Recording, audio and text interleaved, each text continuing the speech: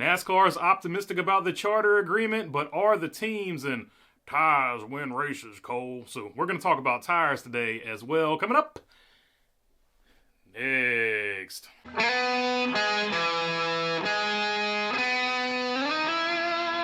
What's going on, everybody? Hope you're doing good today. Go ahead and sign me up for that Oscar for that Robert Duvall impression at the beginning. Yes, it was horrible, but make, 800 of these? You're going to get cringe at some point.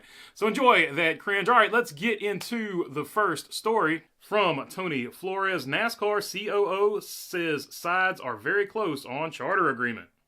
NASCAR COO Steve O'Donnell called it the never-ending question. How close are NASCAR and the teams on a charter agreement? We're very close, O'Donnell said.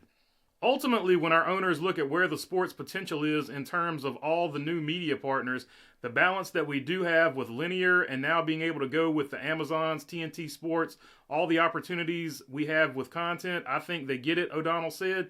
Everyone wants to sit down and argue over who's going to split the money the right way, but ultimately we'll get to a good place.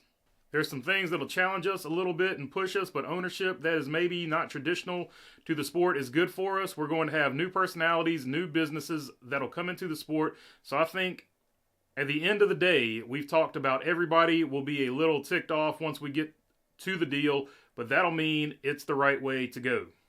So yeah, from his perspective, he's basically talking about a negotiation, right? A proper negotiation or compromise, whatever you want to call it, is going to leave both sides upset, because if one side is happy, that means they got the better end of the deal. So the argument he's making here is that both sides at the end of the day are going to end up being upset. But he does think that they're in a good place and that they're going to get the deal done. So that is positive news. And I think a lot of people want to hear that. And he brought up very good points about there's more money now than there's ever been with all of their TV partners and streaming partners and things like that. So that should benefit the teams. And I did like the fact that he said, look, there's new people coming in. Even though the charters cost more now than they've ever cost, there are more people interested in coming into the sport. So that is Steve O'Donnell's perspective. And that is what he told the media. However, there was a different perspective at the end of this article. He sort of ended it with a bang here. So let's see how he ended the article here.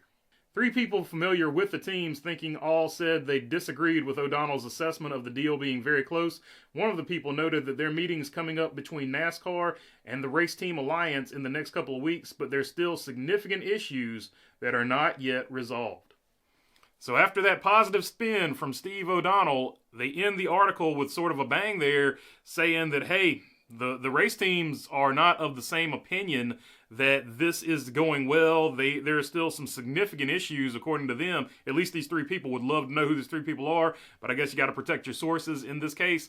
But yeah, would love to know what the significant issues are, who the three people are, and why they very much differ from what Steve O'Donnell says. And well, all we have is two different opinions on how this will go, or how good it is going, I guess we should say, in this case. And who really knows? Is NASCAR blowing smoke? Or are the three people disagreeing? Are they disagreeing to improve leverage? Who knows? It's a negotiation. We'll never probably know the full truth of it, but there are two very different sides of it. So it's going to be up to you. Is NASCAR blowing smoke, or are they not blowing smoke? This from J-Ski. NASCAR says work continues on short track package updates. Denny Hamlin addressed the meeting during the Monday episode of Action's Detrimental Podcast. They're going to really focus on tires and tracks, Hamlin said. Goodyear was there. Obviously, they heard us loud and clear that what we're trying to achieve. The biggest difference in the next gen versus Gen 6 is the loads are significantly lower than what they were. Really, on the left sides is the big place where we really need to get the tire wear working a bit more. On the next gen is left side tire wear. So they're going to try to get really aggressive at some tracks. They've got some tire tests coming up that showed us and they showed us the schedule for that. They, NASCAR, definitely said publicly last week, and they said it to us, that horsepower is just not an option for various reasons. If we're going to keep the horsepower, we should definitely, in my opinion, work on getting rid of the shifting. In order to do that, they're going to need to make an upper RPM slightly higher or less. We're going to be running way too low RPM in the middle of the corner. I certainly think that shifting is not helping at all the short tracks, but beyond that, it looks like we're going to focus on tires to fix the short tracks. That also means NASCAR is done tinkering with various aerodynamic solutions, from reducing downforce through the spoiler, rear diffuser, and going all in with Goodyear on finding a fix through the tire compound. That last quote being from Sportsnut. So glory, glory, hallelujah. NASCAR has finally woken up, pulled their head out of the sand, and they're not going to try these aero fixes anymore. For the longest time, they were determined to fix this thing with aero. We're just going to make a few aero tweaks. We like what we see here. Blah, blah, blah, blah, blah, yada, yada, yada. You guys know the drill. But thankfully, NASCAR has finally given up on that. And according to Denny Hamlin, they're going to work on tires to fix the short tracks and also work on the short tracks themselves, whether it be sealer for Richmond. Dear God, put sealer back on Richmond. Or, you know, whatever they have to do to the tracks to make them better. Because if you remember back in the day when Richmond had sealer on it, it was one of the best races on the schedule. That's why I did that right there. So, and you can do other things to other tracks. It's just going to be track to track dependent. But I think the tire wear, and he was saying especially on the left side. So apparently the left side is the bigger issue with the tires not falling off. As we saw at Martinsville, Joey Logano run about half the race on his left side tires. Speaking of Joey Logano, he weighed in on this as well. Bristol was good because the tire came apart, Logano told Sirius XM satellite radio, and that was good. Richmond and Martinsville, gosh, we got to swing the bat. We got to do something big to fix it. I hate saying it, but we're not an aero package away anymore. We've tried that. We've hit that button a few times. We've got to do something to make the tires fall off. I get it. Listen, here's the deal. Goodyear has built a tire that is too good. If you're looking to buy a tire on the street, that tire is what you want. You want the tire that is going to last forever, but that's not what we want as racers. So right there, Joey Logano brings up a very good point. From Goodyear's perspective, they want to bring the best tire possible because they sell tires in real life, right? They don't want a tire out there that is wearing too fast and looking bad because as soon as a driver gets out of the race car, and Dale Jr. actually reiterated this on one of his podcasts, as soon as they get out of the race car, you know what the driver's going to say? These crappy tires from Goodyear, right? So it's a fine line. Dale Jr. on his podcast said there was actually a tire manufacturer who wouldn't get involved with NASCAR because they didn't want to make, they're not in the business of making crappy tires and stuff like that. But if you want a tire that has a lot of fall off and a driver has a bad day and they get out and immediately, drivers like to blame things sometimes from time to time. They get out and they blame the tire. That's a bad look for Goodyear. So I like that Joey Logano brought up that point as well. And the final point I wanted to address from both of these is Denny Hamlin on his in that quote earlier said horsepower is off the table for various reasons, and they're trying to get rid of the shifting too.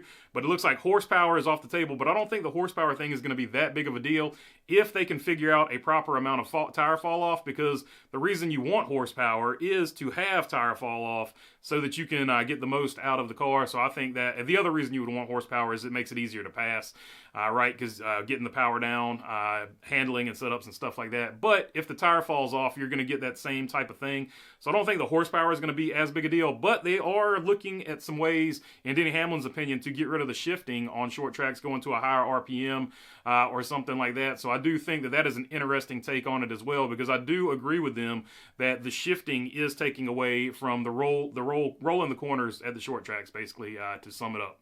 And a little bit of this and that. Bob Pockers reporting Thor Sport officially announces Cam Waters will do the truck race at Texas. Supercar star made his debut at Martinsville Speedway.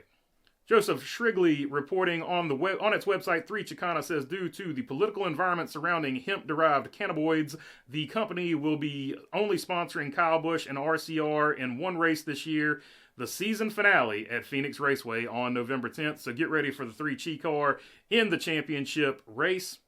And we've got some suspensions to look at. 3 other Cup crews were hit with 1 race suspensions for Talladega for infractions related to protective clothing and equipment. This is also via Bob Pockers, by the way.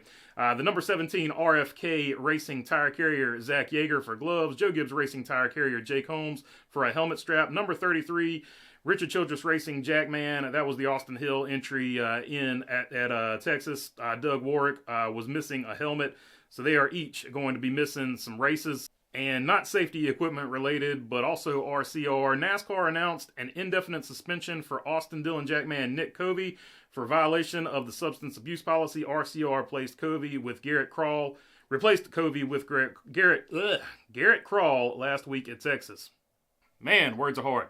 We all make mistakes. Hopefully, he goes through the program, gets himself clean, and is able to get back to working for RCR. But yeah, bad deal there, and kind of a big deal because actually the number 3 team had been top 10 all season as far as pit stops and stuff like that. So actually, a really good group that they've got going on over there. So that is actually a big hit to a really fast pit crew. Speaking of which, I miss the old pit crew competitions. Like they got like back in the day the All-Star races. Like they had some really intense pit crew challenges. I would like to see that brought back. Even the pit stop for, I think they might have brought it back last year at Wilkesboro. But even getting the pit crews involved on the qualifying deal where you got to do the pit stop. Yeah, I miss sort of the old All-Star format where the crews got involved. You remember when the engine builders had the engine build off, who could build the engine fastest too?